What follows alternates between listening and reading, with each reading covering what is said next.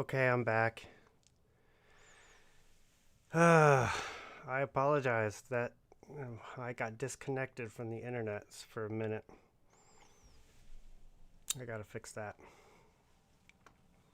Super apologize for that, but I'm back.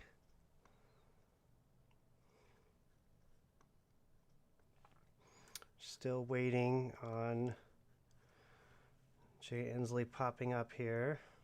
We've got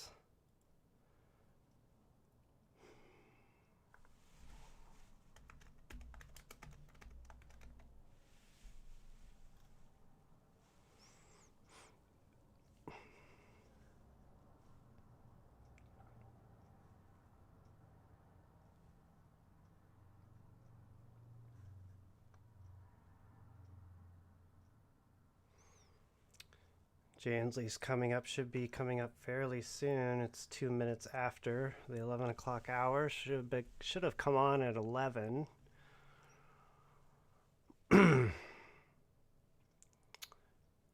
So we're just waiting for the governor to approach. Appreciate you tuning in. And if you're just tuning in, thanks for tuning in.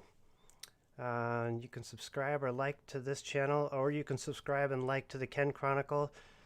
Ken Chronicle YouTube site actually got a strike against me because I started streaming the Masters live, and it's just I screwed up.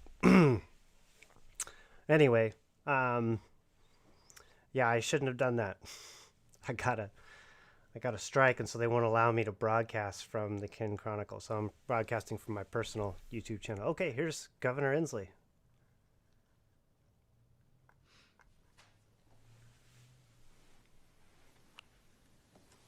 You all ready?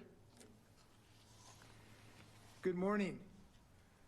Today, November 15th, 2020, I have to report to Washingtonians, is the most dangerous public health day in over 100 years in our state's great history. It is troublesome, but I must report that we have a pandemic raging across our state, abroad across our state, that is a potentially fatal disease. Left unchecked, it will assuredly result in grossly overburdened hospitals. It will keep people from receiving routine but necessary medical treatment because of the stresses our hospitals will be under. Left unchecked, the economic devastation long-term will be continually prolonged. And most importantly, left unchecked, we will see continued untold numbers of deaths. We will not allow these things to happen. Now, we know we've seen previously 2 waves of growth of this pandemic in our state. This is the 3rd wave. And if you look at this shot on your screen, Sam, I believe this is up.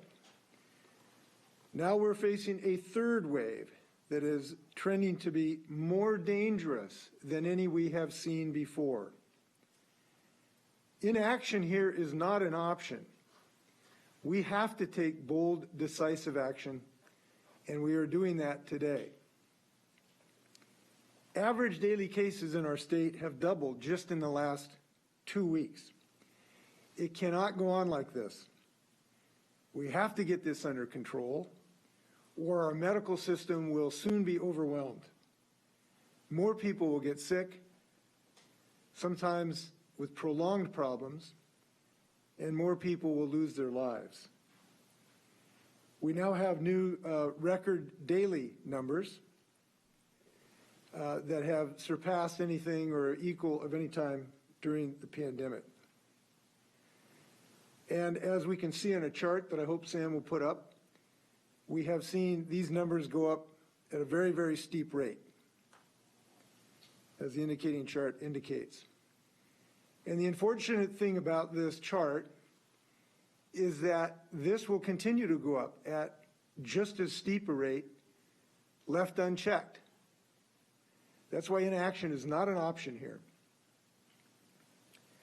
So all along we have been focused to keeping our hospital system working has been a top concern for us.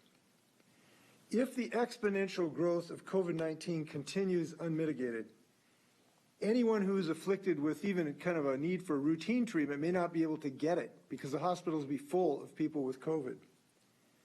So those today, if you were sure you're never going to get COVID, but you might be concerned needing a new hip or a knee or a cardiac operation or cancer, you're at risk if we do not get on top of the COVID pandemic, because we would have to avoid doing some of those other procedures.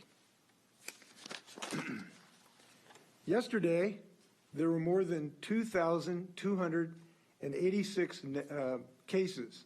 This is a record for our state. And preliminary numbers from the Department of Health this morning suggest that we will unfortunately break that record again today. Now, I'd like to put this in context of where we are relative to this pandemic. We are today in a more dangerous position than we were in March, when our first stay-at-home order was issued. We are in a more dangerous position due to a combination of the extent of this virus, which is now throughout the state and the nation, and because of the situation we are heading into the winter months. In March, we were heading into the summer months, and we were largely successful relative to other states because of a combination that we acted early, we did not wait. And the one thing about this virus that every epidemiologist and virologist have told us is early action can save the day. We acted early. We also had the benefit we were heading to summer where people could be outside more.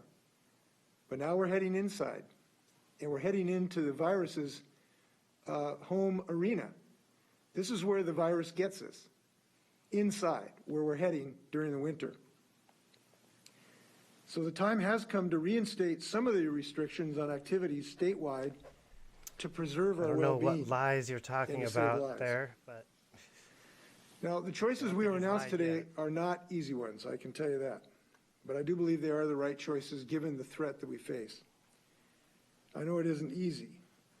I share your frustration that we are back facing another wave. It would have been wonderful if we could have totally eliminated this. But we know from earlier this year, and I think this should give us confidence, there are things we can do that work. We have done this once or twice before. So we know that if we continue to exercise diligence, that we can continue to knock this down. So today, if I talk about what we will be doing by an executive order today. So accordingly, I'm announcing a series of measures that will give us reasonable hope that the success we enjoyed last spring can be replicated in reducing the horrific rate of transmission, where we were relatively successful compared to other states that did not take early action like we did this spring. As I've said, we know these measures can work. We've showed the country that they can work. So the restrictions we're announcing today, which will be in effect through December 14th, are not as comprehensive or to some degree tough as our stay-home order in March.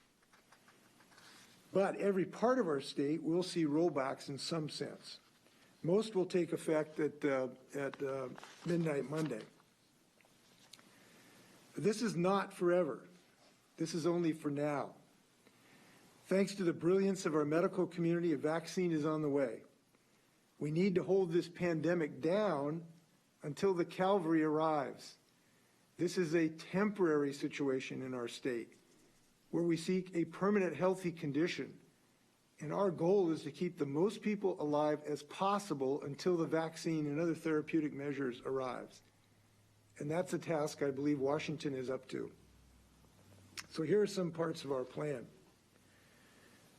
Indoor social gatherings with people from outside your home are prohibited unless they quarantine for 14 days prior to the social gathering, or quarantine for the 7 days prior to the gathering, and receive a negative COVID-19 test result no more than 48 hours prior to the gathering.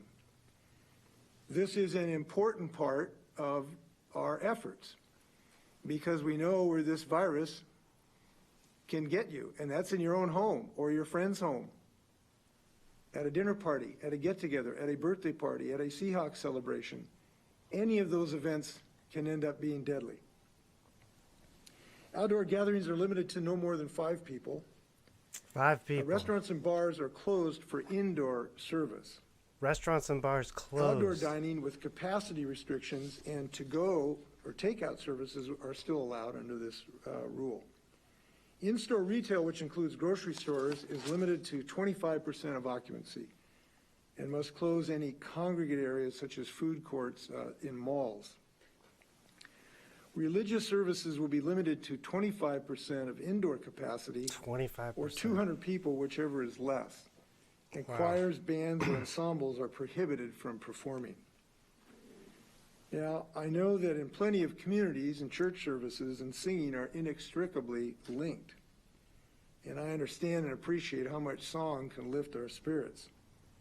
Solo performances are allowed under this plan, but because of the way the virus travels through our breathing and our singing, it's just too risky indoors for choirs right now. We've already provided a full list of the restrictions to the media and stakeholders, and you'll be able to find those on our website as well. I'd like to talk about what makes these activities risky. The decisions we have made have been based on science, the science of this virus, the science of what conditions lead to its transmission, and the recognition of what works, because we've done these things before, frankly. We can very confidently assume where the risk is based on the science of how this disease spreads. It is most likely to be transmitted indoors, where people are not wearing masks, where they come into relatively close contact, and where they spend a good amount of time, such as a restaurant or a gym, or potentially a store, anywhere. And anywhere that we can reduce the number of those conditions that exist is a way to reduce the transmission rate in the state of Washington, in any environment. So I want to address the business impacts. And they are significant, we know this. Look, people have been hurt by previous restrictions. We've seen people laid off because of previous restrictions due to this pandemic during the spring. I believe that's what he said, We've seen some businesses that have not been able to survive. And every single one of those employees and business owners deserve a real feeling of empathy of what they're going through. I feel it right here. These are folks I know. Do you feel it right here? Anybody who's unemployed because of this, even if we can help them, and we intend to do so, that I'll talk about in a minute, it's still terribly traumatic to these families. And we ought to be cognizant of that. And we ought to make decisions that are as unobtrusive to some degree as possible in this regard, and that's what we have done. But we have recognized that what is at stake here, which is life itself. And we're making some hard decisions in that regard. So the COVID pandemic is not just a public health crisis, it is an economic crisis as well. And on how we have fashioned a plan needs to recognize both of those things. We cannot take lightly the impact on businesses in this regard. But this is clear. We also cannot enjoy a full economic recovery, which we all desperately want, without knocking down this virus. That is an economic principle we have to realize as well.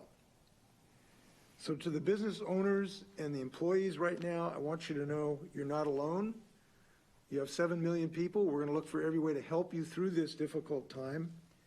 During the pandemic, my office, in partnership with the legislatures and cities and counties, have distributed $25 million in grants to small businesses, and that has saved thousands of jobs. There you go. You're going to get grants. We've also provided $100 million for rental assistance. And today I'm announcing another effort to reduce the hardship of this pandemic that is brought to business and workers. And I'm committing another $50 million to help mitigate impacts on businesses and workers And we fully intend to get that money out as soon as possible. This will be in grants, combination of grants and loans, before the end of the year. And we're doing some pretty creative work in being able to do that and leverage some other dollars as well. I'll have more to say about that in the upcoming weeks. How do scammers get it first? Days. I don't get it. So we're going to work with our partners to get this aid out as swiftly as we can to folks who have been bitten by this. But we know that is not enough. This is not going to ameliorate all the economic suffering by a long shot. But it's what we've been able to do so far. And I'm going to redouble my efforts, and I hope everybody who's listening to this will redouble your efforts to get the federal government to step up to the plate. Yes. We have some big problems because unemployment compensation, which has been so important, will run out fairly shortly. And the Congress has not reinstituted the business support plan yet. It needs to do both those things. They took care of the Washingtonians, unemployment Americans fraud. deserve that, and we ought to continue They almost to got lift all that our money back. insistence that they get that job done.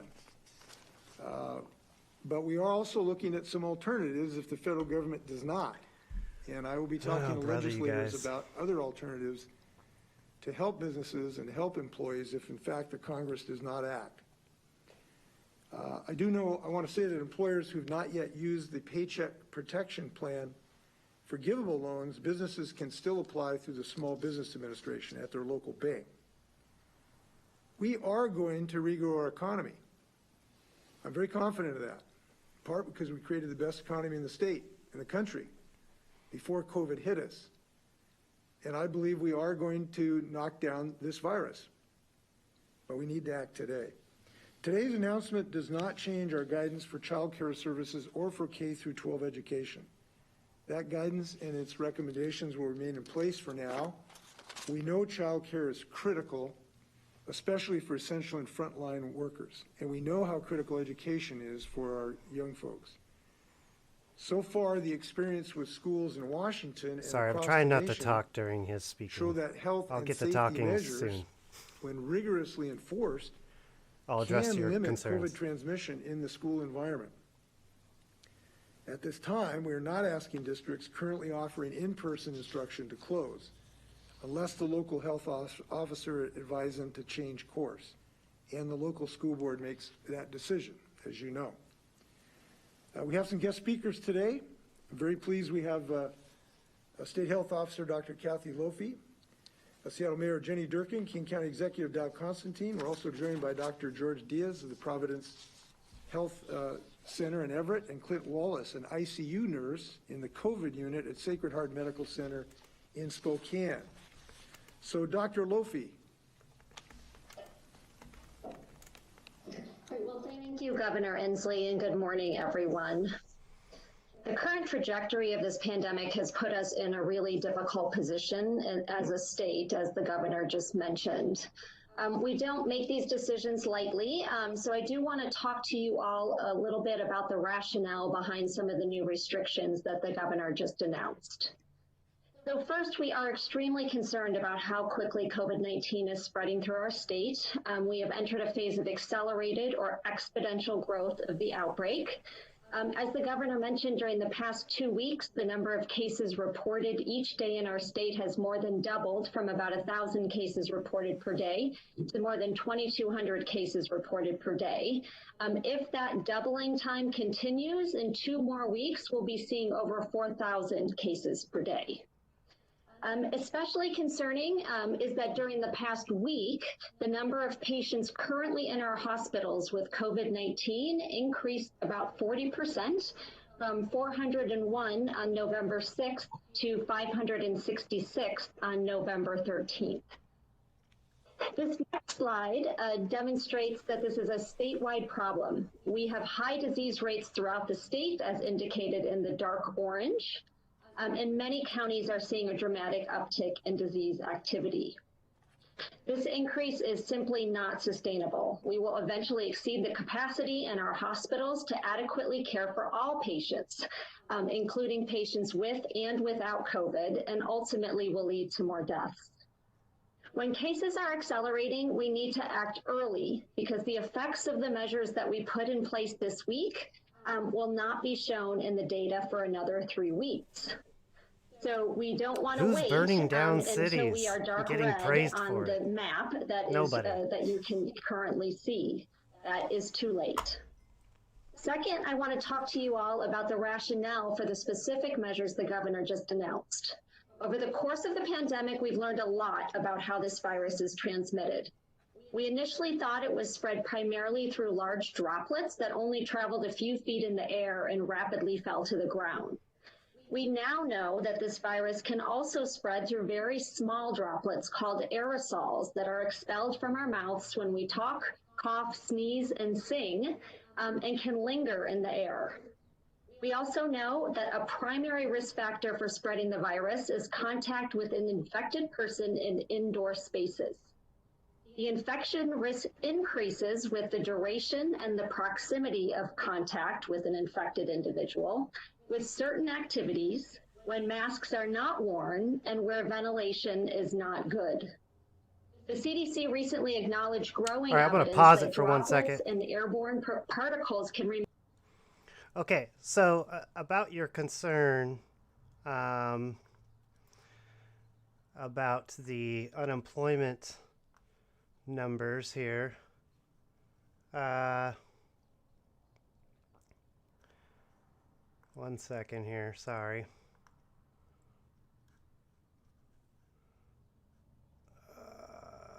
Shoot, 1 second.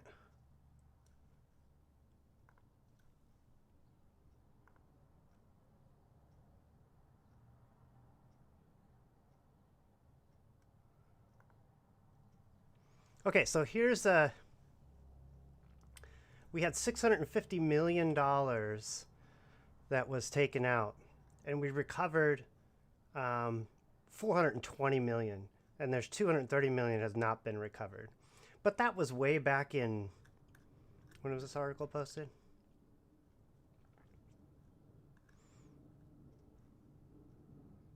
Okay, it was posted October 3rd. So it's not like unemployment went just nuts, okay? Sheesh. Rely on the science around how the virus is spread and reports of outbreak investigations from other areas. Our leading national infectious disease experts at the Infectious Disease Society of America have stated that eating indoors in restaurants, going to an indoor gym, attending a church service with singing, going to bars, and going to movie theaters are activities that put us at high risk for spread of COVID-19. A recent CDC study also reported that dining in a restaurant, bar, or coffee shop was associated with an increased risk for COVID-19. Flattening this curve is essential to saving lives and ensuring that our hospitals don't become overwhelmed with COVID cases like we're seeing in many hospitals in the Midwest and elsewhere in the country. If we act now, we can be successful. And with that, I'll turn it back over to you, Governor. Thank you, Dr. Lofi, and thank you for your steadfast science throughout these efforts. I have really appreciated it. We now have Clint Wallace, who is with an ICU nurse at the Sacred Heart Medical Center in Spokane. Clint, thanks for joining us. Thank you, Governor. Thanks for having me. I'm just here to speak on behalf of a lot of the nurses and healthcare workers throughout the state. We've been in this pandemic for 8 months now, and we are exhausted. We are tired. Hospital preparedness is more about having beds and ventilators. It's about having adequate staffing and staff that have the energy to take care of these patients. These patients require more than a normal patient. They require continuous monitoring. They require a change of PPE, both entering the room and leaving the room.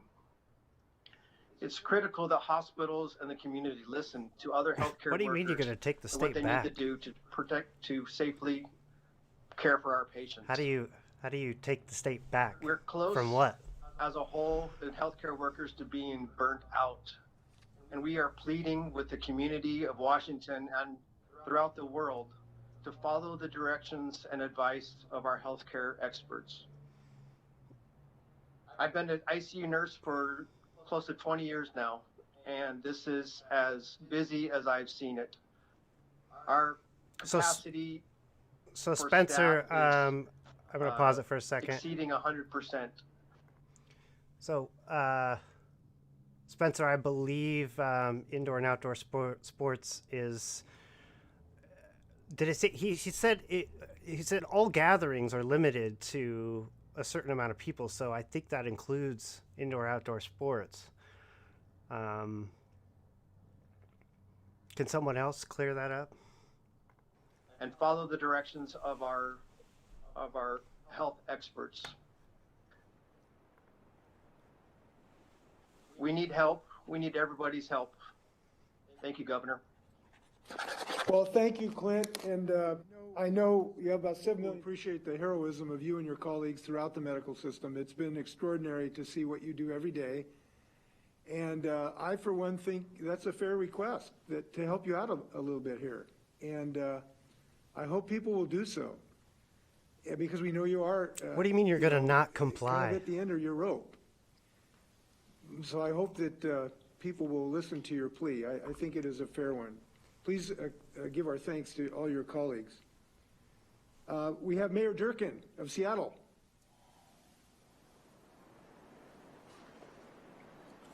Mayor Durkin.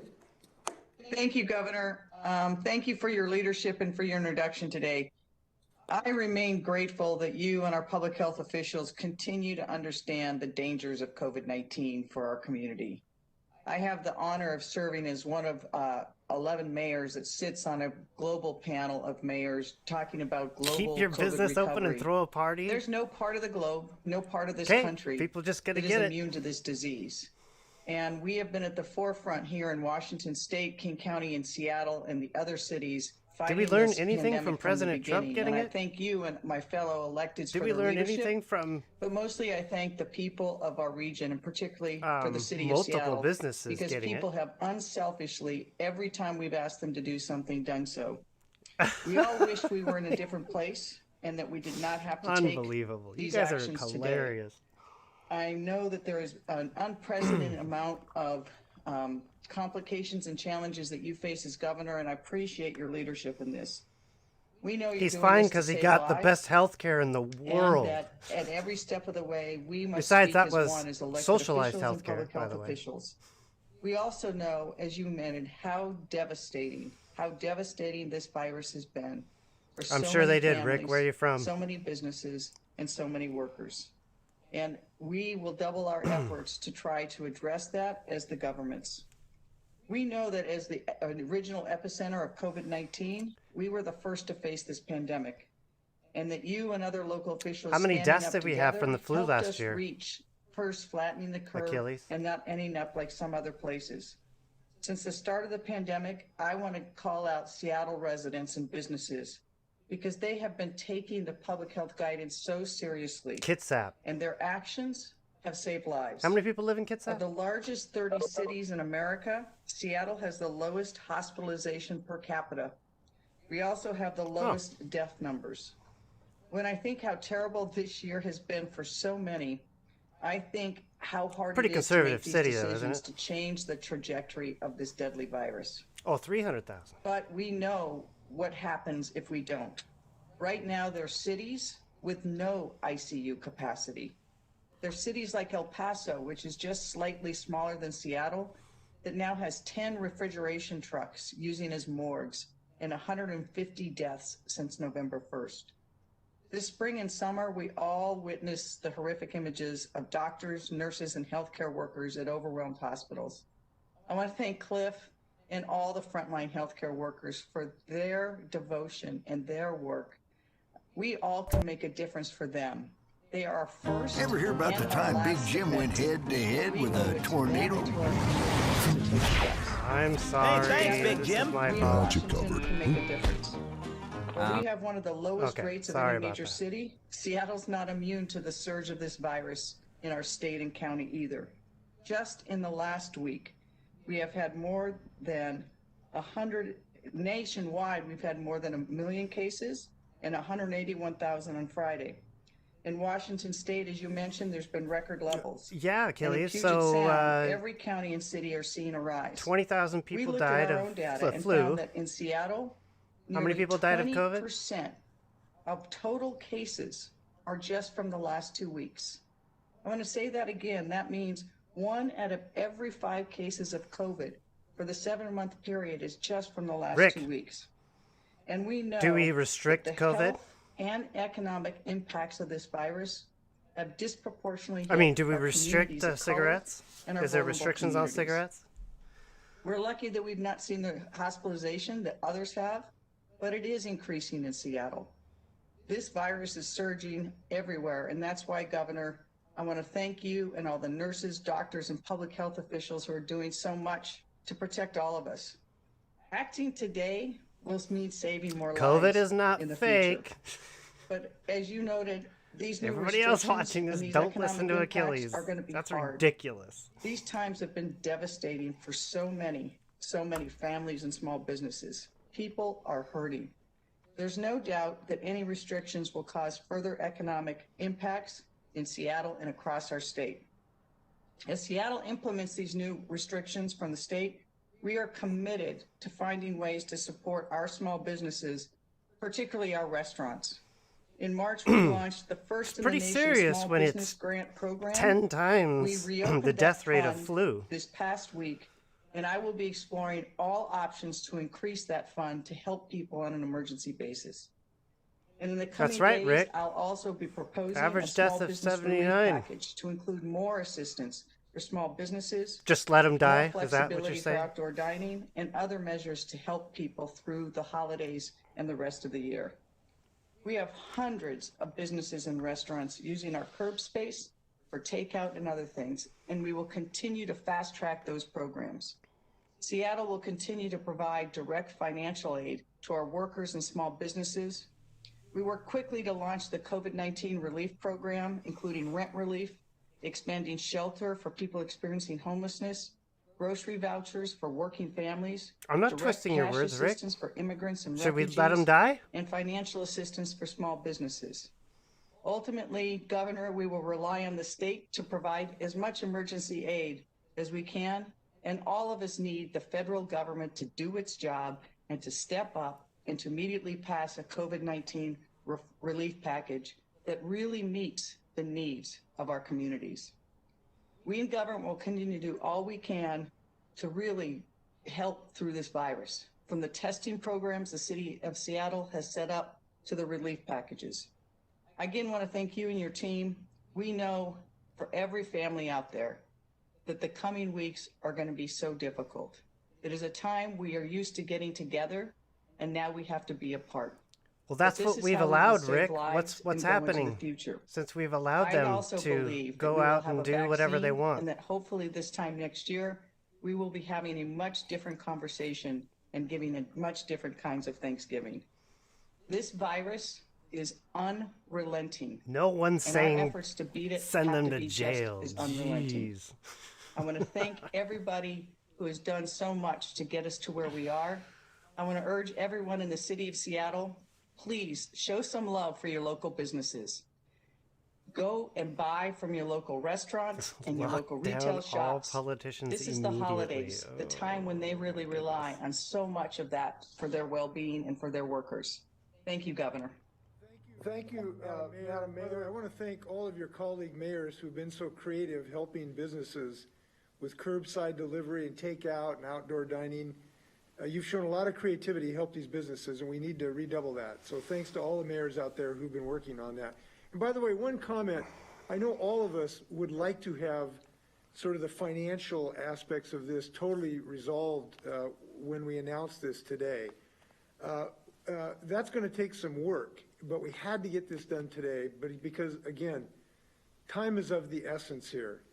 What we know is if you act early, you can save lives. And if you don't, you'll be swamped by a tsunami of this virus.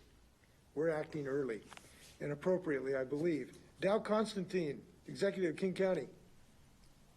Well, thank you, Good Governor. point, Einstein. I wasn't really being appreciate facetious being there, invited to Einstein. share a few thoughts this morning. You know, like everywhere in the state, our case counts are soaring, and that is also true nationally. The number of hospitalizations in King County last week increased by over 70% compared to the previous I don't 4 know weeks.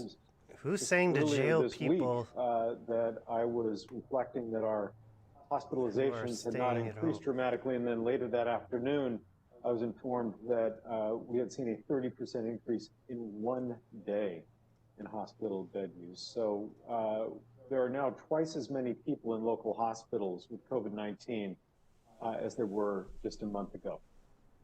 This is the most critical issue. As has been mentioned, we have to reverse this trend before our hospitals become overwhelmed.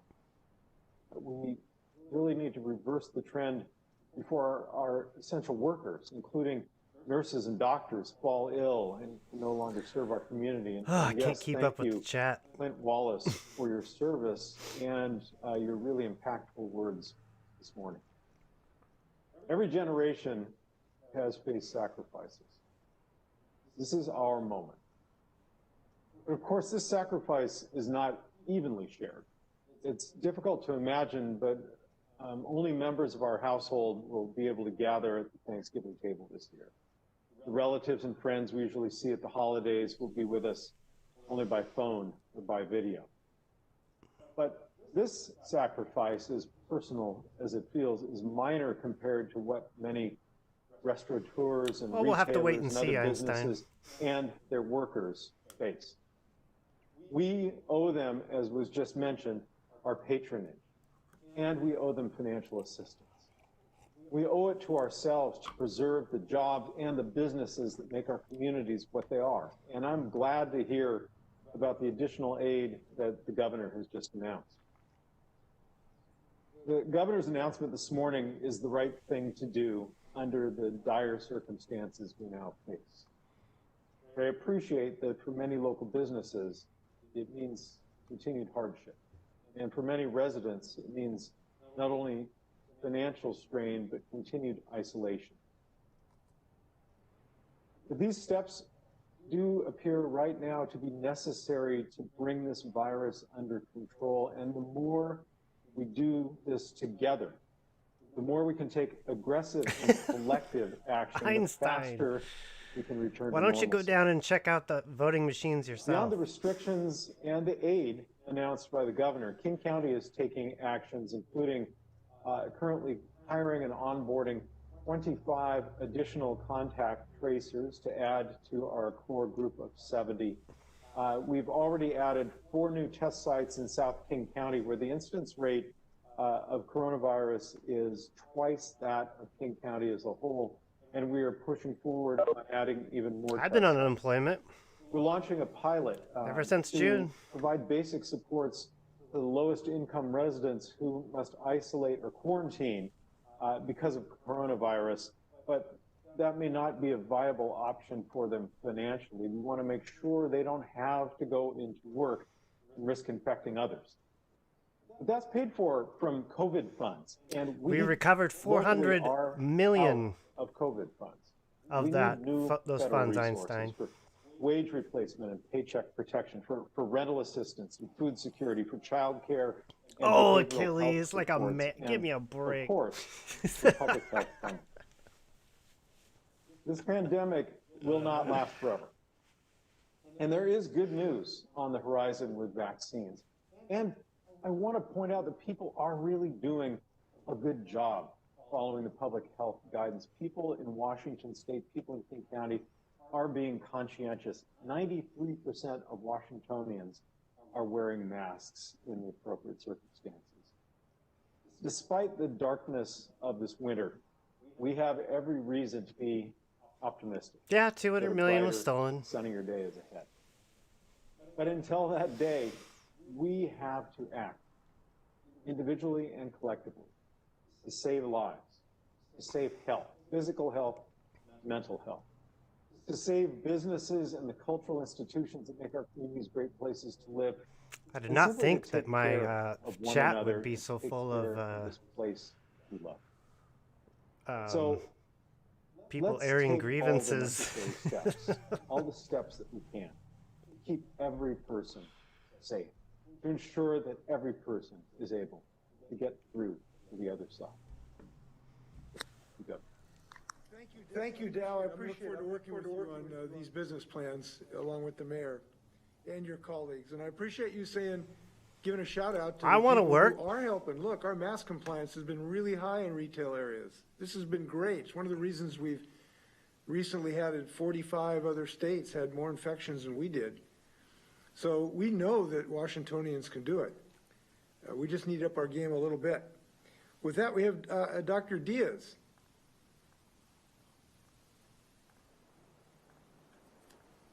Dr. Diaz, go ahead. Yeah, go ahead. Firstly, I'd like to thank Governor Inslee and Dr. Kathy Lofi for their leadership through the pandemic. Their policies and guidelines have kept Washingtonians safe and have positioned us much better than many other states around the country. I have colleagues around the country where they're telling me that their hospitals are full, their ICUs are full. In many cases, Well, they're Achilles, transferring patients I'm out an of state to educator. receive care. I'm an adjunct Thankfully, professor. The leadership here in the state has resulted in Not us a whole being in lot of much jobs better out there position for overall us than at, other states around the country.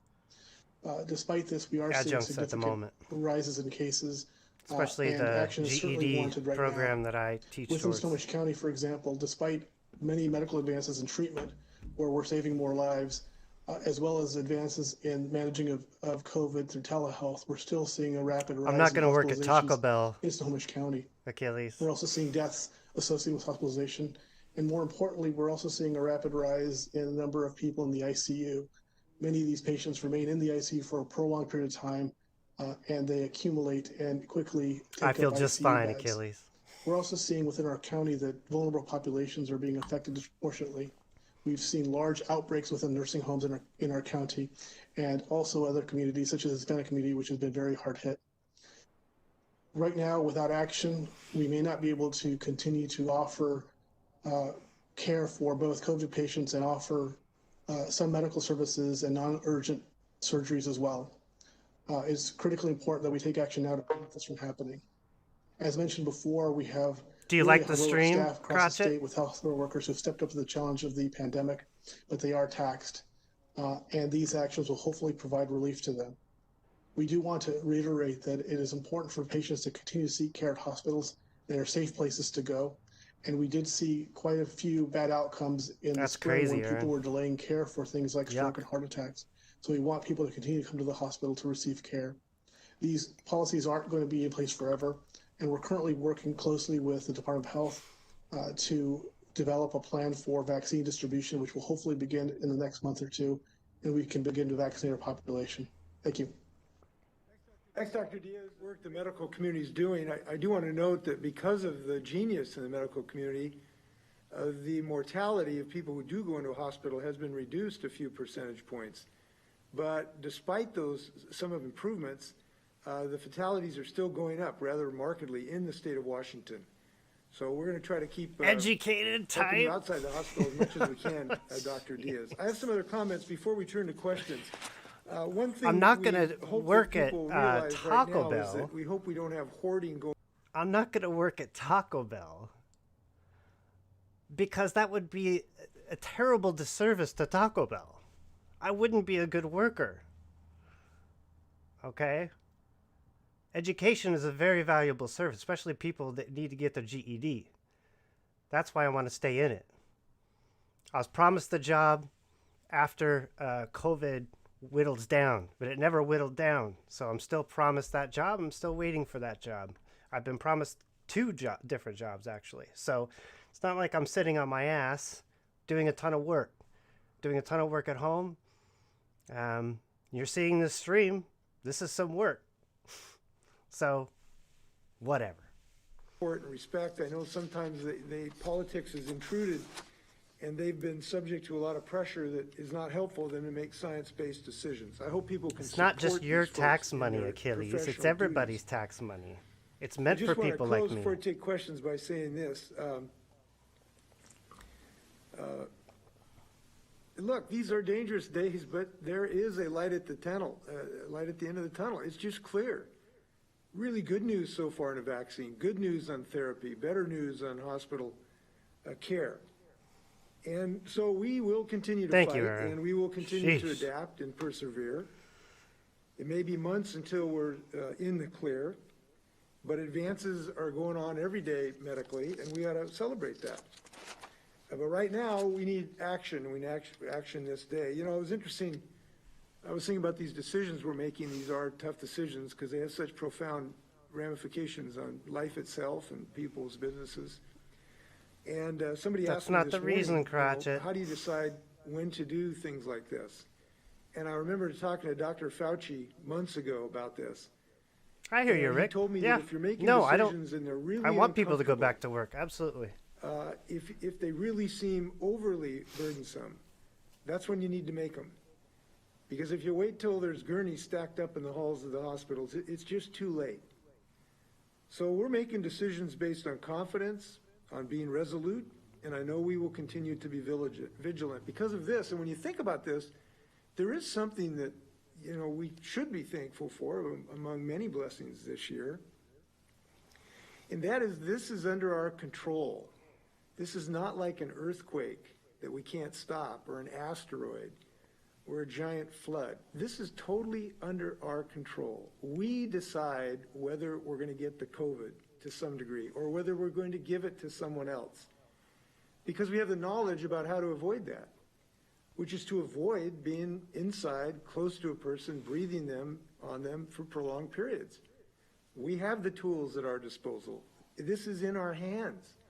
We make a decision whether this pandemic is going to swallow us whole. We make a decision whether we're going to eventually recover our economy. We make the decision whether we're going to show our loved ones that we really love them, and by just avoiding these dangerous situations. So that's what we're doing today. We're demonstrating that love, and we're demonstrating the ability to use the tools we have, including our heads, to do things to save lives.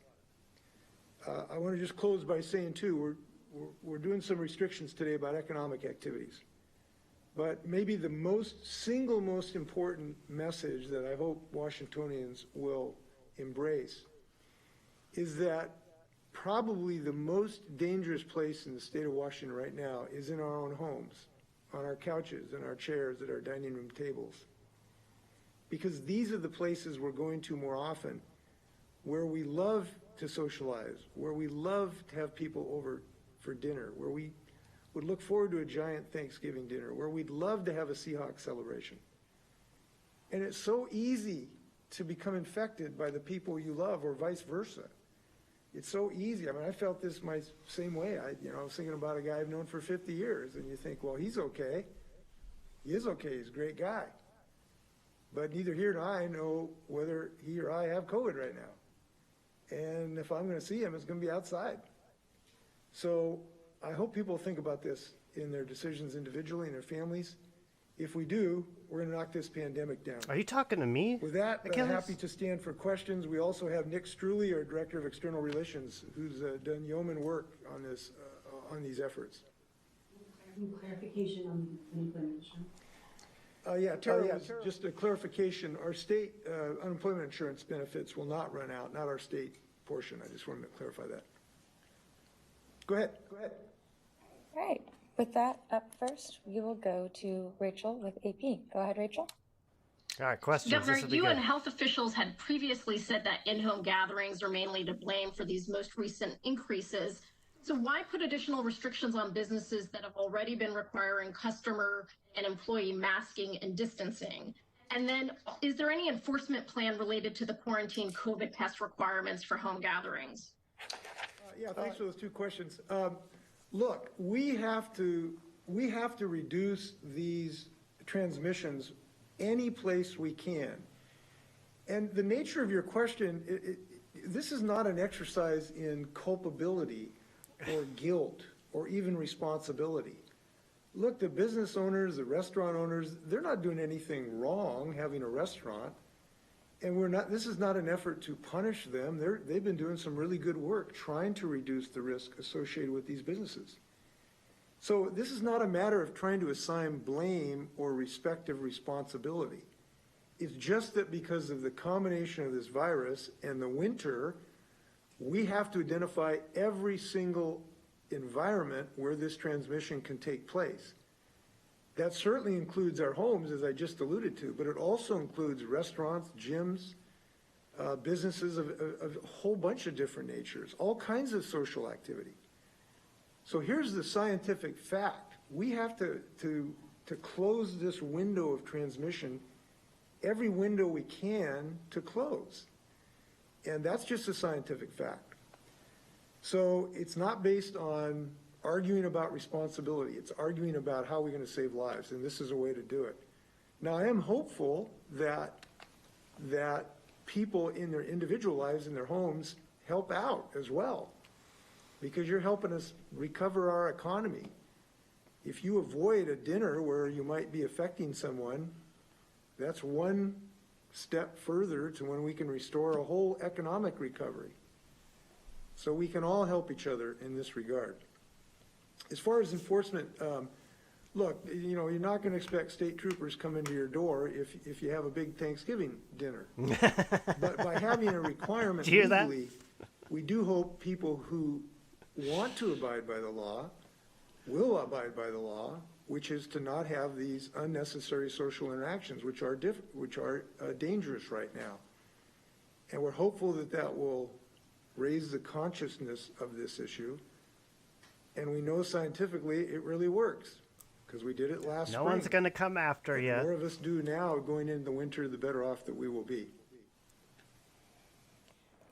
Rachel, did you want to ask a follow-up question? Yeah, the state's hospitality association is estimating that 100,000 people could lose their jobs right before the holidays because of these restrictions. So can you talk a bit about the $50 million in federal aid that you discussed earlier? Is that money that's already in hand, and how will that be used to offset these potential impacts? Yes, that is in hand, and we just have to figure out the distribution mechanism. As I've indicated, it'll probably be grants and loans to businesses. But there you go. They're employees, going to stay afloat. We're also super They'll stay concerned afloat. about. And that's why we want to make sure that the federal government acts to extend the federal part of unemployment insurance. We'd like to consider other measures of providing safety nets for these families with nutrition assistance. As you know, we've extended the eviction moratorium, but we in the upcoming days will be looking for other ways to support them. Yeah, it looks pretty funny. Les, I'll have to check that out. So look forward to some other progress in that regard. All right, up next, we'll go to David Gutman with the Seattle Times. Go ahead, David. And by the way, I should mention this. For standard unemployment insurance, so if you become unemployed tomorrow because of this or any other legitimate reason, that fund is solvent. The dollars are there to do this. People do not have to worry that the unemployment insurance suddenly would not be able to finance these benefits. That's not a problem. It is a stable system, so you don't have to worry about that. All right, David Gutman, go ahead. Hi, Governor. Two questions. One, do you have an estimate on how long these new restrictions and shutdowns will be in place? And two, what's the effect on these new regulations on sporting events? Are the Seahawks and Huskies going to still be playing in Washington? Aha, here you go. I think someone asked about this. If so, why? Yeah, this is 4 weeks. These restrictions are limited to 4 weeks. We would hope that we will have progress and that would be the limit of So these no restrictions. home games for Seahawks. Obviously, no one has any guarantees on that. But 4 weeks is about the minimal length of time For 4 where weeks? we would have a reasonable way of assessing whether Whoa. this is having an impact or not. So it is our hope that it would be limited Any to 4 Seahawks weeks. fans out there? The sporting, this does not change in any way that I can think of at the moment, the Seahawks or the Cougars and Huskies in their endeavors. Wow. David, did you want to ask a follow-up? Wow. Yeah, I mean, if you're asking people in their own outdoor gatherings to limit it to 5 people outside their household, why are we having professional football games with 50 people outside their household gathered together? Well, for one thing, these teams on the college and pro level have been able to demonstrate rigorous protocols, including very rigorous testing, hygiene, that we think gives us. So they still have, they're still going to be able to play. I misunderstood that. They're still going to be able to play. Every day, whether you've stayed in the bubble and whether you've done the testing, It's a very, very different situation. Nick, would you like to address that at all? I think you covered it very well, Governor. The professional teams and the college teams have very rigorous plans that have been negotiated with their players' associations that involve very rigorous testing and lots of additional protocols. Well, Les, there's been no fans. All right. Up next, we'll go to Amy Moreno with King 5. Go ahead, Amy. Yes, Governor. I want to circle back to the issue regarding grocery stores. You know, back in the spring, we saw long lines outside the stores, and now we are going into a difficult time of the year weather-wise. We had issues with seniors getting inside the stores, people with different disabilities. Was that weighed in terms of putting that 25% restriction on capacity, considering grocery stores aren't even in the top 5 in the outbreak data you guys have on the state website? Did you consider that, you know, this could make it difficult for some people just to get to the grocery store if they're looking at a long line out in front? Yeah, this is not a change. They currently are limited to 30% of their capacity. Yeah, it is, Aaron. It's gone from 30 to 25%. 30 to 25, right. It's not that huge. And that was done principally so that we have sort of equity across multiple endeavors. Most people aren't abiding by it. To have this 25% capacity.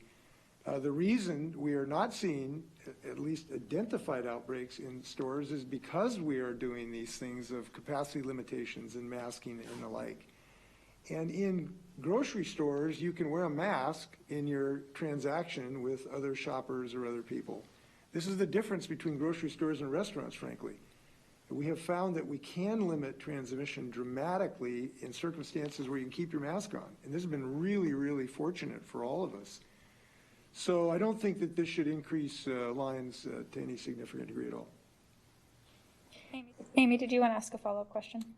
Yeah, one more question. We're seeing a lot of small businesses in our state shut down because they just can't hang on anymore. What kind of help is there for those small businesses that just can't make it anymore? Well, as we talked about, we've announced another $50 million that will be available for small businesses in grants and loans. The exact nature of that and how to distribute that dollars, we're working on that. We'll have more to say about that in the upcoming days.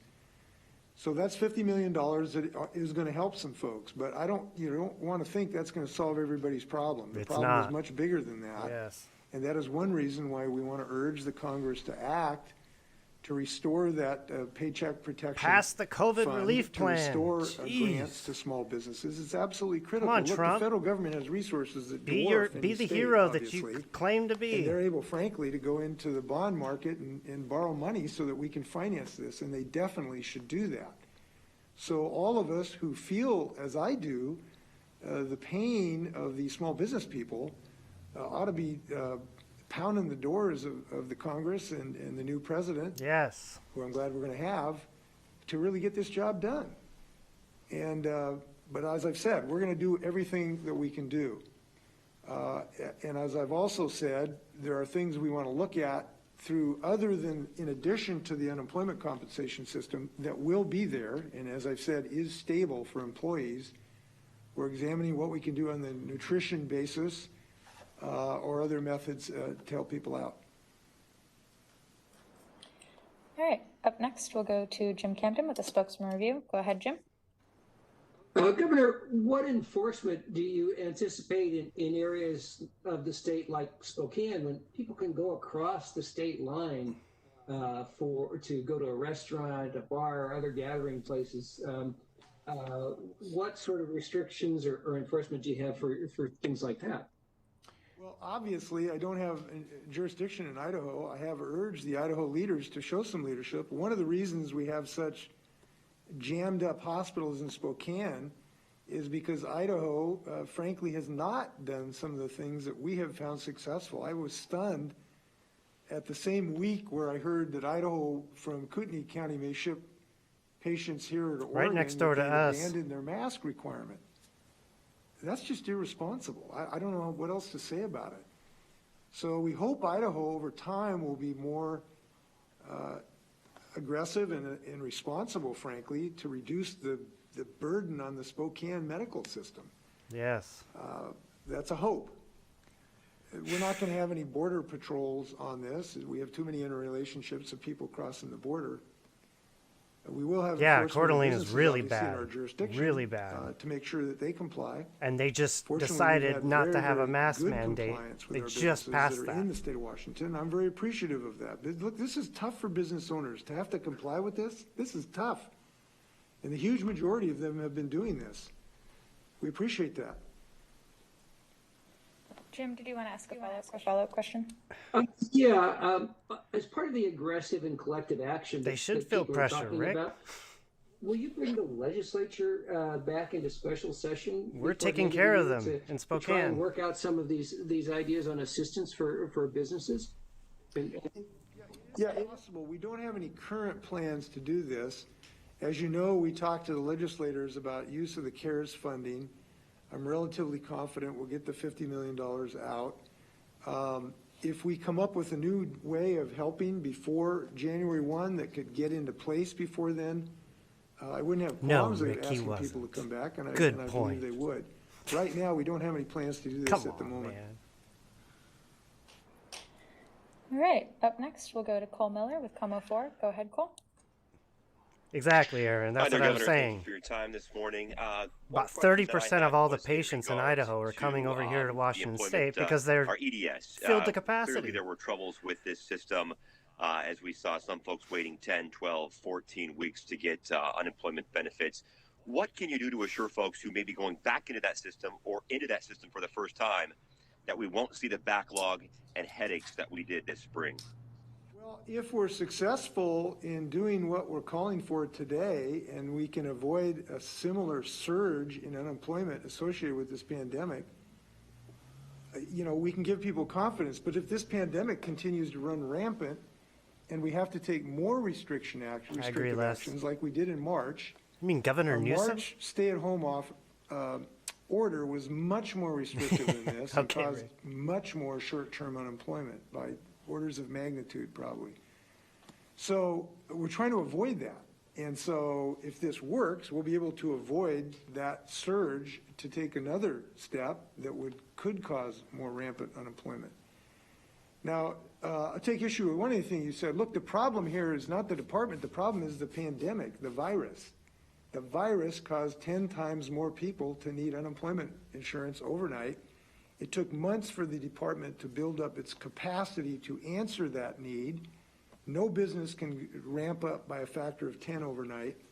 They have ramped up dramatically their capacity, and there's sort of a stable backlog at the moment that's not increasing, and they continue to try to use creative work to get that whittled down as far as humanly possible. So long and short of it, I don't think it'll get significantly worse unless we had to go another step, in the direction reducing economic activity. But this is not, I shouldn't say it's not nirvana in that system, because our numbers still are dramatically higher, obviously, than they were pre-COVID. I will also say that, and this doesn't make anybody feel better, but it is a relevant fact, virtually every state in the country has this problem, because all of the states got hit with this, tenfold increase of cases, and as a result, they've all struggled with this. And we're going to do everything humanly possible, and I'm actually meeting the director of the department Monday to talk about some new creative ways we hope to even accelerate some of the adjudications. Cole, did you want to ask a follow-up question? Thank you, Governor. Yes, just real quickly, if you could again touch on the 4-week restriction, is that's what we're looking at, that 4-week window. Have the metrics changed at all for what you'll be looking at as to whether or not those restrictions will stay in place or continue on? Or are we looking at the same metrics that you announced earlier in the year? Well, we're not announcing different metrics today, so there's nothing I can tell you will change at the end of 4 weeks. We hope that this will demonstrate a reduced rate of increase in the infection at a minimum. We hope that we will achieve that. That's the metric that we will be looking at.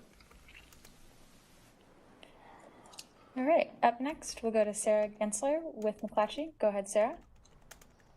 All right, thank you, Governor. I understand the broad logic behind the restrictions themselves and how that's based on science. And under these rules, there will still be some local control for K through 12. So can you specifically speak to the logic of shifting from a county by county approach to a statewide action for the other restrictions?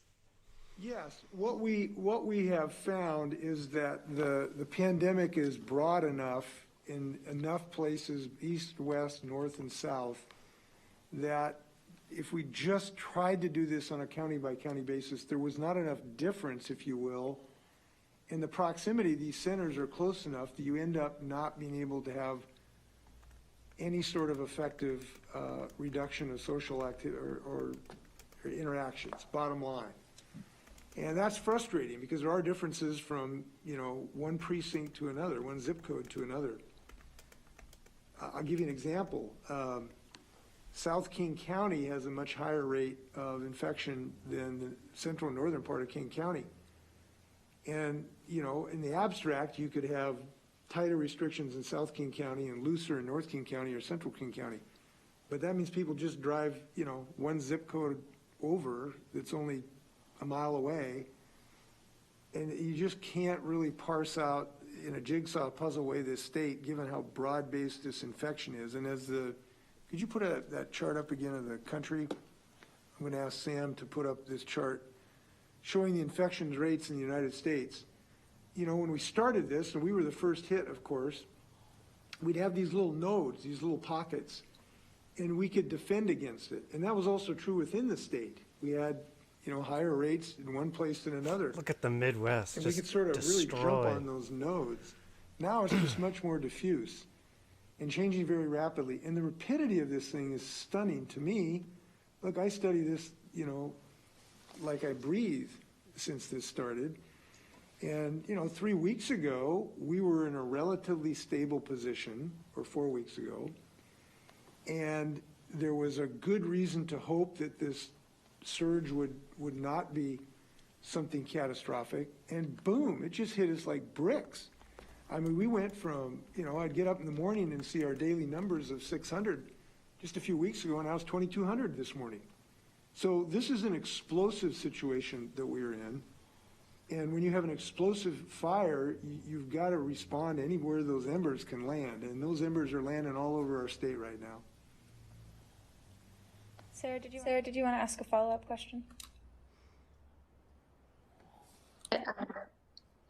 Just really quick. What is the difference between that and schools? Is it that they're more hyper local, or why the difference in the approach there? Because schools have been historically local controlled decisions by local school boards and local communities, and we have respected that decision making of local communities. We have given recommendations. We have tried to share science with them.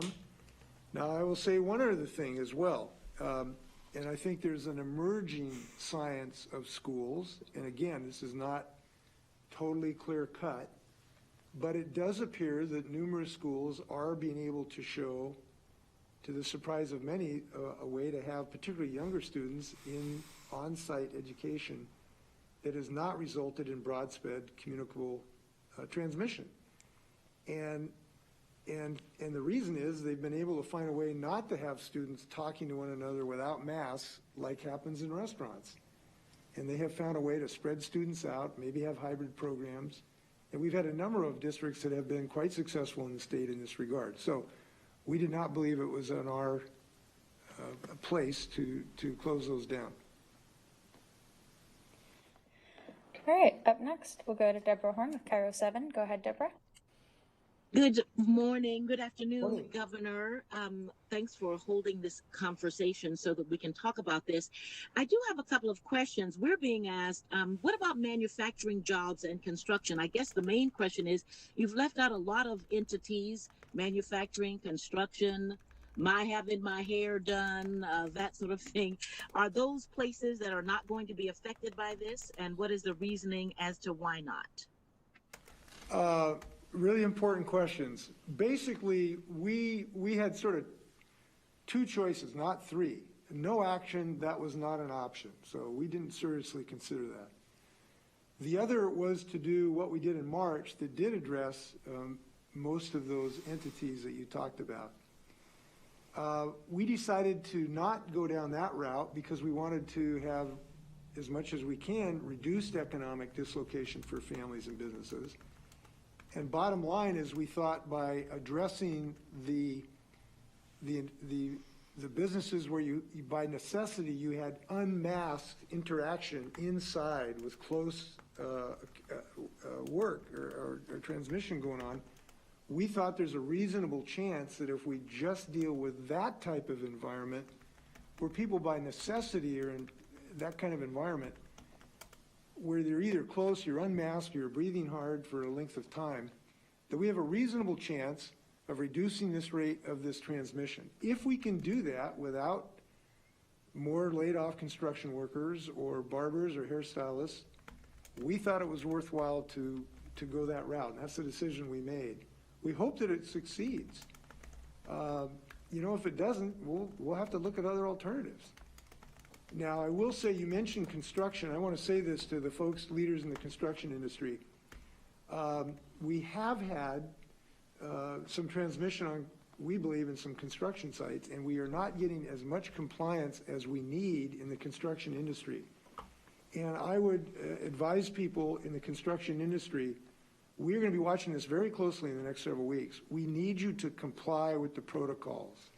That includes masks, it includes hygiene. We need you to comply. We will be watching this in the next several weeks. We hope that we will get better compliance so we don't have to consider other measures in construction. All right, Deborah, did you want to ask a follow-up question? I would like to, if I may. I guess it goes along with the question of enforcement. As you know, Governor, despite your best efforts and the best efforts of all of the people on this call, there are still people in this state who don't believe that COVID-19 is an issue. Certainly it has not been one for them. And perhaps it has not been one for them, for those they love. How can you address that through the actions that you're taking right now? Important question. You know, you can do all you can do, and that's what we're doing. I don't have a switch to throw that can, convince people what I want to convince them. I can do everything I can do, and what we're doing is sharing science with them. We are encouraging people to be leaders themselves. You know, I'm not the only, hopefully, well, I know I'm not the only leader in the state of Washington. I may be governor, but I'm not the only leader. Everybody's a leader here. And one of the things I can do is to encourage people to be leaders in their own families. You know, one of what, everybody can be a leader here who celebrates Thanksgiving, to have a discussion with your family about how you're going to celebrate Thanksgiving this year. Everybody can be a leader in that regard. And I'm encouraging people to be leaders. Have that conversation. Think about it. Talk to your family about it. That's one way I can help out. Because frankly, family members are going to be a lot more persuasive than I am on this subject. And I encourage those conversations. And the one thing I would say is, yes, there's going to be people, we're a diverse state. We have diverse parties and beliefs. But the fact that someone is not complying with common sense and healthy behavior shouldn't reduce our commitment to being healthy and responsible. It should increase it, frankly. So even though we know this is not going to be 100%, nothing's ever going to be 100%, I don't think that should dissuade us from doing what we can under our control. And as I've said, this is under our control. And I know this is really hard, but Trudy, who I thought was quite persuasive, talking about Thanksgiving the other day, this morning she heard this, it was an interview or commercial somewhere, and it had a guy posing as a grandfather in 2060 and telling his grandchild what the year 2020 was like. And the grandchild was saying, well, did you march in the beaches of Normandy, or did you, fight in the whatever war? And the grandfather, looking back, says, I did everything that was asked of me. And the grandchild said, what was asked you? What did they ask you to do? And he said, nothing. I was asked to do nothing. Nobody asked me to storm the beaches of Normandy. Nobody asked me to give blood. I just had to find a way not to infect other people. And I was able to do that. And yeah, this is hard, but I think it's something we can do. Time for a few more questions? You guys questions? Yeah, you got 3 more. Up next, we'll go to Melissa Santos with Prescott. Go ahead, Melissa. Hi there. Governor Inslee, we saw J.T. Wilcox, the House Minority Leader, has already said that House Republicans are ready to come back in a special session to pass more relief for businesses. Is that something you're considering at all at this point, to call some special session of the legislature to pass relief for businesses and others in the state? We will be exploring all options to help businesses and employees and everyone else affected by this. I don't have a current plan other than the $50 million specifically that I proposed in a revolving loan fund that we're working on. But those may not require a special session. We might be able to do some of these things just by executive action. So at the moment, we don't believe that's necessary. But if it is necessary, we can do that. And I'll be talking to legislators, including Representative Wilcox, about any ideas he has about that. Now we'll have to find a way to finance these things. We don't print money, unlike Washington, D.C. So people who do want to do this, we need them to help us figure out how to finance this. And that sometimes is a challenge. Melissa, did you want to ask a follow-up question? Yeah.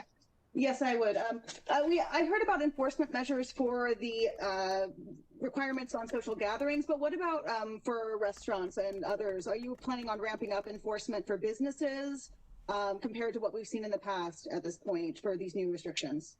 We are not planning on that. We are hopeful that we will have business leaders complying with the law as we have, and it's been very gratifying. The vast majority of business leaders have acted responsibly and made some really tough decisions, and we very much have appreciated that. So we've had some enforcement action. We will be willing and able to take that if a restaurant stays open and if we ask them to come into compliance and they refuse, probably not going to have their liquor license very much longer. But those have been rare events, and I'm very appreciative of that.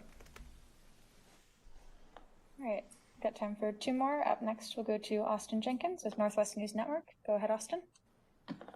Hi, Governor. It was just, I think, about 6 weeks ago or 5 weeks ago that you increased the allowed table size at restaurants from 6 in some places, even 8 in other places. So now, a month or so later, you're shutting down restaurants. The industry says it's responsible for fewer than 0.5% of COVID cases. And they don't believe that they're contributing to this problem and that they're disproportionately affected by this. And I'm sure many of those restaurant owners would have preferred to stay at 4 tops if it meant they could stay open through the holidays. Why such draconian action? Why not ease back and adjust back and give them a chance to stay open? Because we know a couple things. Number one, taking action as we did. We have done this before, and it had an impact. It dramatically reduced the transmission. We know this works. One of the reasons we're doing this is because we know it can work. Don't tell me that this doesn't work and that there's not transmission in restaurants. These things we did jointly worked. And the proof was in the pudding. When we did them, when we reduced the incidence of people being close together in multiple environments, all of which in sum total gave us this massive infection rate, everything where you're talking close to a person, you're not wearing a mask for a prolonged period of time inside, is a contributing factor to this transmission. Now, no one knows the exact percentages of this because we don't have a computer chip in everyone and be able to track every source of outbreak. We do know of the outbreaks we have been able to evaluate, the highest industrial participation on that have been restaurants. We do know that. We do know that in some research done by Google that people who go to restaurants have had something like twice as higher level of transmission than those who do not. And they've been able to track that through some of the Google information looking at cell phone data. we know as a scientific fact that is undisputable that when you do sit close to someone and breathe on them, that's a transmission risk. And every part of those transmissions plays some part in this. And so everyone has a role in this who creates those kind of opportunities, which includes people at home. Now, one of the things I think the restaurateurs, who deserve our respect and our empathy here, because they have done, I think, yeoman service trying to reduce the risks. They've been creative, they've been diligent in most circumstances, trying to help their employees be safe. They've moved tables around. You know, look, this is not anything that we should say they've been dilatory about. And they're frustrated because they're not the only place the transmission is taking place. More of them are probably taking place in the home because we have more social interactions in our homes probably than restaurants. But the fact is, we have in virtually every circumstance that has that type of environment, we are now asking people to reduce their transmissions, including in homes, including in gyms and bars and restaurants and other places. So they're not being singled out. They're one of a group of good Washingtonians who are doing their best, whose current business model is not consistent with saving thousands of lives in our state. And that's why we made the decision. Now, on the change from a month or two ago, look, this is just a slippery beast, this COVID. As I said, a month and a half ago, we were in relatively good position, right? And we were concerned about a fall surge, but we were hoping it wouldn't happen. Well, it has happened. And frankly, other states have not acted. And as a result, they have semi-trucks with ice because they don't have enough space in their morgues. They're canceling Crochet, surgeries. I want to apologize. My girlfriend just told me that. I can't believe I said crotchet. I'm sorry. Crochet. I apologize. So we've decided to take early action, and it is a difficult decision, believe me. Austin, did you want to ask a follow-up? Yeah, just briefly on the vaccine. I know the state is developing a vaccine distribution plan, but the New York Times had a headline, I think yesterday, saying that generally states are not equipped to distribute this vaccine. I also heard a physician raising concerns about the West Coast states, saying that they want to do their own vetting of the vaccine and that will delay distribution even further. So I want to ask you to address Washington's level of preparedness to get this out and distributed when it's available, and this extra layer of review that's been contemplated and how that might actually serve as a delay factor. Not going to serve as a delay factor, I can assure you. They will make a decision within a day or two of any federal clearance of the vaccine. And the reason they will be able to do that is because they will be able to, looking at essentially in real time as the clinical trial data comes in, they don't have to just open up the book on day one. They're going to be looking at this all as the system moves forward. So they will be able to make a decision within hours or a couple days. I'm confident of that. As far as the vaccine distribution system, there is a whole lot of work to do. And frankly, we have been not totally stymied, but I am concerned that the federal government is now being hampered in its ability to really identify the distribution system because there isn't a working relationship with the new administration, and that is hurting us right now. It is delaying the ability to get this vaccine distribution system up and running. I think that our state isn't as good as any other state in this regard, but we have to have some federal decisions. Now, we also have to know which vaccine we're going to be distributing. This is one of the difficult situations. So I'm looking forward to better federal guidance. By the way, Kathy, would you like to add anything to this or the previous? They're not going to get any federal guidance. About Donald Trump is going to retire, like to go golf. Sure. So first of all, in terms of the vaccine distribution, our planning is going along really well. We are in the process of enrolling providers. I don't think that's what he said, is it? Want to participate in the Aaron, program and administer vaccines to their patients or their staff. So that is all underway. And then in terms of the actual distribution, the federal government is contracting with like major medication distribution companies to actually directly ship the vaccine to the clinics and the hospitals that are going to use it. So we just have to, and we need to enroll providers. And then we select in the system if there's a limited number of, vaccine doses available. We, at the state will decide where to ship them first.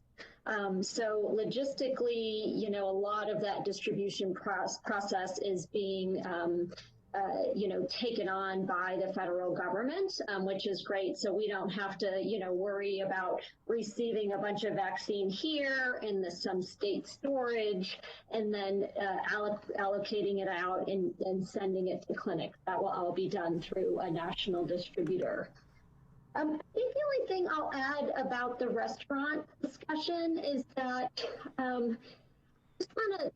Okay, I'm going to pause it for a sec because what I think is happening here, what they're talking about the distribution is, I believe Anthony Fauci said that the distribution will go to the most vulnerable first. So I think it's going to go to those who are aged over the age of 65, I believe, right? I believe it would go to those people first, and then also to, mainly to people in nursing homes, and then possibly to people in low-income areas.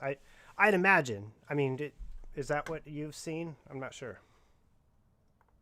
How many people who were at the restaurant when the employee was sick could have been infected? So we would have to go back and figure out somehow through receipts who was actually at the restaurant when workers there were sick. And then we'd have to follow up with all those people that were at the restaurant. And that's not happening. So we don't really have a way to sort of understand that piece of the situation. And then additionally, if there's a patron who is ill at a restaurant, we would have a very difficult time. And there was another patron from a different party who was sitting at the table next to the ill, patron. We would have a very difficult time in our system being able to connect those two cases to the same setting. We have hundreds of people interviewing cases. Our data systems are not set up to be able to say this person was at restaurant X for X day, and another patient get entered as this patient was in restaurant X that day, and the system, and to have the system make that connection. We do not have the ability to do that. So I think people need to understand that there are lots of limitations to the data. We're sharing as much as we can. We want to be fully transparent about every, there's a lot of places not accepting cash there are right just now. some major underlying sort of limitations in the data that we do share around outbreaks. Yeah, I want to add something to that. What I hear Kathy saying is that in this case, absence of evidence is not evidence of absence. And so you can't reach any conclusion. It would just be scientifically totally wrong to say we're not having transmissions in restaurants. Now, we don't know exactly what percentage that is, but it's kind of like, how relevant that is, I'm not sure how relevant it is. When I throw a pop can out the window, I'm 1/10 of 1/1,000,000% of the pop cans that I litter. But I still shouldn't do it. And what we're saying is it is too dangerous right now for Washingtonians in any environment to be sitting across the table for one another who is not in your household, who's not been tested, who has not been quarantined. In any circumstance, it is too dangerous to be doing that right now, even if it's only one house or one restaurant. That's essentially what we're saying. And if Washingtonians will embrace that position, we're going to get on top of this pandemic. And if we don't, we're going to have hospitals looking like El Paso in a few weeks. And that's just not acceptable. All right, final question will go to Hannah Scott from Cairo Radio. Go ahead, Hannah. Hi, Governor. During the original lockdown, the people who work in restaurants and bars, a great many of them that I spoke to were only able to survive that because of unemployment, the extra unemployment that came from the federal government, which is no longer here. What, if anything, can the state do to help mitigate that? Might it include an extension of the eviction moratorium? An extension Good of question. the eviction moratorium, as you know. And it may be possible, as I've indicated, we're giving some thought, could there possibly be a state substitution for the federal dollars? Yes, there you That is a go. very, very large number to do that. And we would have to be very creative on how to finance that because, as you know, we already have a $4.5 billion hole in our budget already. So we would have to find a creative way to find the dollars to do that are not anywhere close to the kitty right now. Nonetheless, we're thinking about things like that. But obviously, the most effective thing is to have Congress extend those benefits. They can do so. There is a well-worn path to do so that will keep this economy afloat. And I do want to suggest to the Congress, too, this is not just a matter of empathy or compassion for these families, although it is. It's a matter of whether our economy is going to continue Right. and not have a significant collapse. We just, it has been propped up, the liquidity in the economy has come from the federal government, and they would be really making a mistake to assume that we're not for very difficult times if that just collapses, which it will without further federal action. So I can't overstate how important it is for the federal government to act. And we can all do our part talking to our legislators about that. Hannah, did you want to ask a follow-up? So about that real quick, Nancy Pelosi said that any federal funding that would come for the unemployment benefits would be retroactive. So she would take the amount of money that was withheld ever since, I think July or August. I think it was August. Yeah, August. She would retroactively give that money to people who were on unemployment the entire time. So that would be a huge, huge amount of money that would come into the hands of hundreds of thousands, millions of people. So that we know, that's what I can say. But as I've said here, that should not be necessary. This is in our control. We have a path to health, both economically and physically, if we just take it. And I'm blowing the horn here and asking Washingtonians to join this effort. And the more people who join this effort and start making decisions in their individual capacity, the less likely those things will be necessary. And I'm seeing even just the last few days of more people sort of thinking about these things. Since Trudy and I addressed the state a few days ago, I've had any number of people say, geez, I hadn't thought about that, right? What could be bad about Thanksgiving? I get that, but I've had several friends just come up and say, look, I'm rethinking this. We're not going to have a big dinner. We're going to do this virtually or something and have turkey sandwiches later virtually. So I do think there is a good chance for our state to arouse itself and confront this challenge in ways that we have in the past. Because we have done it in the past, we know we can do it, and we know it will work. So I remain optimistic today, even in the matter of where we are. We still have a lot to be thankful for. Any wrap-up, Governor? No, I just want to thank everyone. This has been a long discussion and a very important subject. Oh, boy. And we'll have more discussions. I wish everybody well. Good luck. Please be healthy. Oh, that's it, huh? Okay. Well, what did everybody think? So there you have it. Looks like Governor Inslee has instituted a reduction in the amount of people that are able to gather around outside. He said the reduction would be 5. The reduction in how many people are allowed in restaurants is down to 25% capacity. Same thing with bars. Didn't he say that the bars and dining is closed for 4 weeks? Is that true?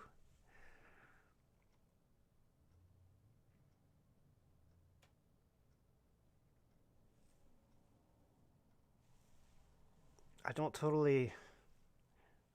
I was trying to follow the chat a lot too, so I missed a bunch of his stuff.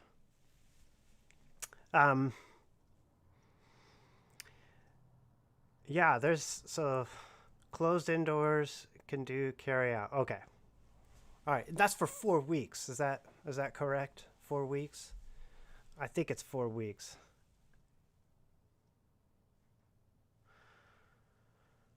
But it's a significant increase in stuff or in restrictions. So that's gonna at least 4 weeks. Okay, that makes sense. It's a significant increase, and I hope our restaurants and bars can wade through it. He did say that he's going to be giving, I think he said $300 million to these businesses that are going to be affected by it, just in state funding. But he was really urging people to call their senators and Congress people to take action so that they can get the COVID relief fund passed so that federal dollars can come down into the states, which has been held up in Congress since June, July. Can't remember how long it's been, but it's been a very long time, way too long.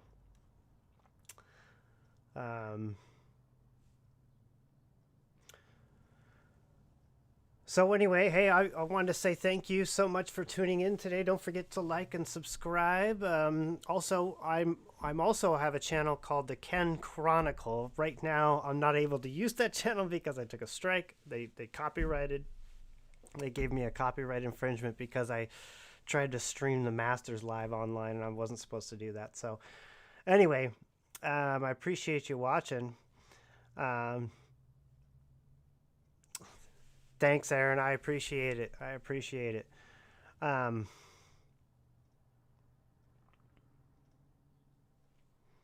Yeah, stay safe, everybody. Wear a mask when you go out. Try to stay home as much as possible. I know it's just getting hard and more difficult to do because we're all feeling the fatigue of it, but I think we all got to kind of just bear down for a bit and get her done so we can get over this stupid thing.